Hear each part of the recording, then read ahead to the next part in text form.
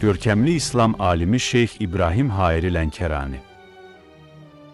Həzrət Ayətullah Şeyx İbrahim Hayri Lənkərani Qafqazın məşhur alimlərindən və böyük fəqihlərindən biri olmuşdur. Təqribən 1230 hicri 1815 miladillərində Lənkəran şəhərində anadan olmuşdur. O, dini elmlərin müqəddimələrini və bir hissəsini doğma yurdunda öyrənmişdir.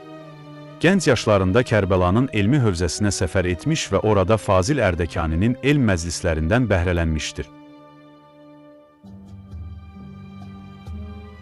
O dərəcədə elmi şəxsiyyətlər, ruhanilər, tələbələr və xalq tərəfindən ehtiramla qarşılanırdı ki, Ayətullahül Uzma Şeyx Məhəmməd Fazil Şərbiyanidən sonra Şiə mərcəyyətinin ona keçəcəyi ümid edilirdi. Tərcümeyi halı yazanlar onu bu cür ifadələrlə yad ediblər. Alimi Cəlil, fəhm və təhsildə örnək, Mövlana Şeyx İbrahim Lənkərani, fazil alim, tam fəqih və zahid, həqiqətdə mütəxəssis və dəqiq araşdırıcı, əqli və nəqli elmlərdə kamil. Bu böyük alimin vəfatı Hicri 1312 Rəbiüsani və miladi 1886 sentyabr tarixində baş vermiş və Həzrət Əmirəl-Möminin İmam Əlinin müqəddəs hərəminin hücrələrindən birində dəfn edilmişdir.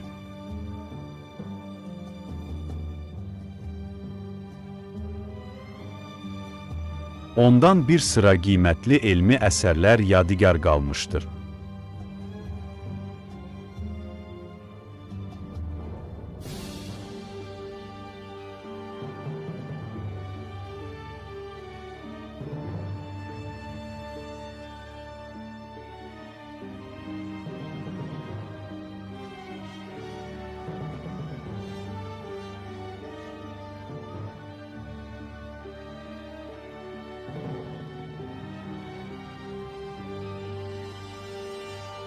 Bu böyük şəxsiyyətin 3 oğlu və bir kürəkəni olmuşdur ki, onların hər biri elm və fiqh sahəsində tanınmış, dəyərli alimlərdən sayılmışdır.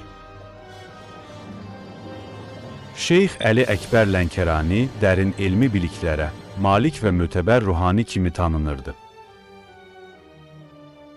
Ayətullah Şeyx Əbdülğəffar Hayri Lənkərani yüksək məqamlı fəqih olmuşdur.